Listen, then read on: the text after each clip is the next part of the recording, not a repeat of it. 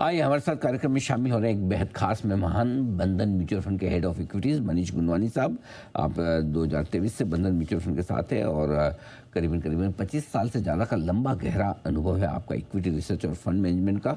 और इससे पहले निप्पॉन इंडिया म्यूचुअल फंड के आप सीईओ भी रह चुके हैं और साथ ही डेप्यूटी सीईओ रह चुके हैं प्रूडेंशियल आईसीआईसीआई म्यूचुअल फंड के भी। एजुकेशन के लिहाज से मनीष सर ने आईआईटी मद्रास से डिग्री हासिल की है, ग्रेजुएशन की, और साथ ही आईएम बैंगलोर से भी आपने post graduation diploma in management के, यानी कि आईआईटी और आईएम दो बड़ी डिग्री सर ने ली है। आइए बाजार के मूड, माहौल और डायरेक्शन पर सर से लेते हैं थोड़ा सा एक एक्सपर्ट नज़रिया। गुड मॉर्निंग सर, बहुत बहुत स्वागत है आपका जी बिजनेस पर। समझाएं सर, किस तरह से देखते हैं बाजार का मूड माहौल, क्या वाकई में कुछ अच्छे समय आने की उम्मीद की जाए? हाँ, डेफिनेटली। मेरे ख्याल से अब डोमेस्टिक इकोनॉमी को काफ़ी बूस्ट मिला है लास्ट एक दो महीने में। ऑयल प्राइस कम हुई है, ये एफसीआईआर डिपॉजिट से काफ़ी इनफ्लो आ सकता है डॉलर्स का। डोमेस्टिक इकोनॉमी की जो रियल टाइम इंडिकेटर है, कार सेल्स, क्रेडिट ग्रोथ, सब ठीक है। मतलब डोमेस्टिक इकोनॉमी काफ़ी रेजिलियंट रहा है जब ये वॉर चल रहा था और ऑयल प्राइसेस ऊपर गई थी। फिर भी डोमेस्टिक इकोनॉमी काफ़ी स्ट्रांग रहा है। तो डोमेस्टिक साइड रिस्क अभी कम लगता है। ज़्यादा रिस्क अभी ग्लोबल साइड लगता है कि ये एआई केपेक्स जो है वो अगर स्लो डाउन हो जाए मैसिवली, तो आई थिंक ग्लोबल इकोनॉमी में थोड़ा स्लो डाउन आ सकता है। वो एक बड़ा रिस्क बाहर आके दिख रहा है अभी। बिल्कुल ठीक बात है, लेकिन आपने कहा भी कि डोमेस्टिक इकोनॉमी के लिए कुछ अच्छी चीज़ें हुई, लेकिन अब ग्लोबल चिंताएं, क्या ये माना जाए कि अब चाहे ट्रंप हो या फिर ईरान अमेरिका टैरिफ हो, ये सारी चीज़ों से हम आगे बढ़ चुके हैं और अब वर्स्ट इज बिहाइंड? हाँ, मेरे ख्याल से जियोपॉलिटिकली देखिए, फ्यूचर में थोड़ा ऊपर नीचे होगा मेरे ख्याल से। क्योंकि यूएस चाइना का जो फ्रिक्शन है वो हर थोड़े दिन में कुछ ना कुछ रूप में आगे आएगा। But immediately I don't think ऐसा कुछ ज़्यादा पॉसिबिलिटी है कि फिर से कुछ ईरान में कुछ मेजर हो जाए। ज़्यादा कंसर्न ये है कि आप देखेंगे लास्ट 2-3 साल में दुनिया का काफ़ी कैपिटल एआई स्टॉक्स में गया है, वेदर यूएस हो, कोरिया हो, ताइवान हो। और काफ़ी ग्लोबल इकोनॉमी में जो मोमेंटम है अभी, वो ये एआई के जो केपेक्स हो रहा है, डेटा सेंटर केपेक्स, ये सब इसकी वजह से है मोमेंटम। जो मास कंजम्पशन है वो यूएस, यूरोप, जापान, चाइना सब में वीक है। तो ये केपेक्स अगर स्लो डाउन होता है, इसकी वजह कोई भी हो, इसकी वजह ये भी हो सकती है कि जो एआई का यूजेज है वो एज पर एक्सपेक्टेशन ना हो रहा हो, या एग्जीक्यूशन की वजह से स्लिपेज हो सकता है। बट अगर ये एआई केपेक्स स्लो डाउन हो जाए तो आई थिंक वो एक बड़ा रिस्क सामने आ रहा है अभी। अच्छे से आपने समझाया भी, लेकिन बताएं मनीष सर, फिर ऐसे में कौन से थीम्स, कौन से सेक्टर्स हैं जो आपको पसंद आते हैं? देखिए, अभी तो डोमेस्टिक सेक्टर्स में हमारा फोकस है।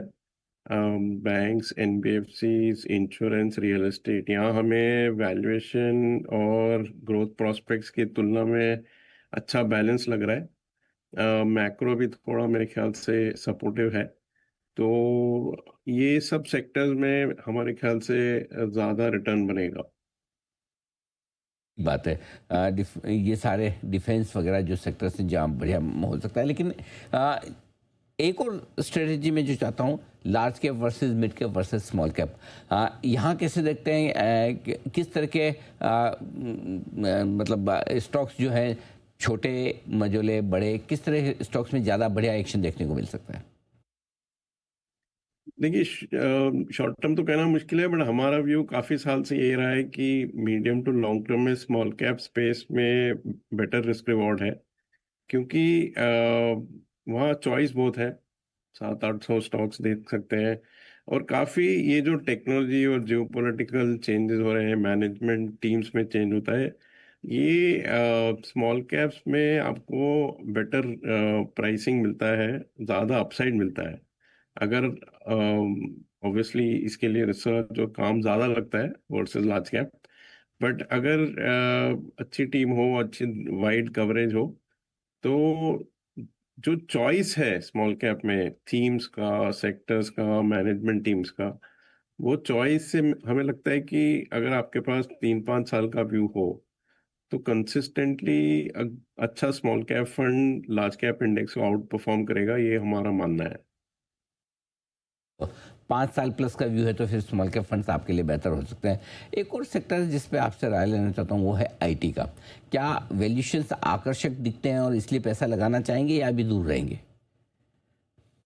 देखिए, थोड़े सेक्टर ना बहुत मुश्किल होता है व्यू लेना भी, क्योंकि वैल्यूएशन बहुत चीप है, बट ये भी है कि डिसरप्शन ज़्यादा है। तुम हम लोग न्यूट्रल है ब्रॉडली पोर्टफोलियोज में। बहुत स्ट्रॉन्ग डिसीजन लेना आईटी सर्विसेज पे अभी हमारा व्यू है नहीं। ना हम ज़्यादा नेगेटिव है, ना हम ज़्यादा पॉजिटिव है। अभी इमीडिएटली तो मेरे ख्याल से अगर एआई केपेक्स में स्लो डाउन होगा तो आईटी स्टॉक्स को बेनिफिट होगा, क्योंकि जो ये मानना है कि एआई की वजह से आईटी सर्विसेज में जो स्लो डाउन है, तो अगर एआई इटसेल्फ स्लो डाउन हो जाता है तो मेरे ख्याल say that will be positive for IT stocks. But ऐसा बहुत स्ट्रांग व्यू नहीं है ऑनेस्टली। ठीक बात है। बहुत ज़्यादा ऐसा एग्रेसिव होकर खरीदने वाली बात नहीं, लेकिन क्रेडिट ग्रोथ काफ़ी मजबूत आती दिख रही है 17-18% की रेंज में। क्या लगता है सर, ऐसे में अभी भी क्या rate sensitive bank NBFC share आकर्षक है निवेश के लिए? हमें तो लगता है कि ये एक अच्छा सेक्टर है। देखिए, ओवर 2-3 इयर्स वैल्यूएशन इसकी इम्प्रूव हुई है, क्योंकि प्राइस टू बुक या प्राइस टू अर्निंग इनका कम हुआ है। और अभी ग्रोथ ठीक है। थोड़ा नेट इंटरेस्ट मार्जिन ऊपर नीचे होता रहता है ये सेक्टर में, बट एसेट क्वालिटी जो सबसे बड़ा वेरिएबल है उस पे भी ऐसा कुछ नहीं लग रहा है कि अनप्लेजेंट सरप्राइज आएगा। तो आप वैल्यूएशन पे देखेंगे तो 15-17% ग्रोथ वाली कंपनी 12-15 पी पे मिलती है, तो ये एक अच्छा वैल्यू पिक है मेरे ख्याल से। बात है, वैल्यू अभी भी है इन शेयरों में, निवेश का मौका बन सकता है। मनीष सर, बहुत बहुत धन्यवाद आपका। आपने समय दिया और विस्तार से बाजार के डायरेक्शन और इन्वेस्टमेंट के मौकों पर राय हमारे दर्शकों को दी। Thank you so much sir. आज के लिए बहुत बहुत शुक्रिया। जल्द आपसे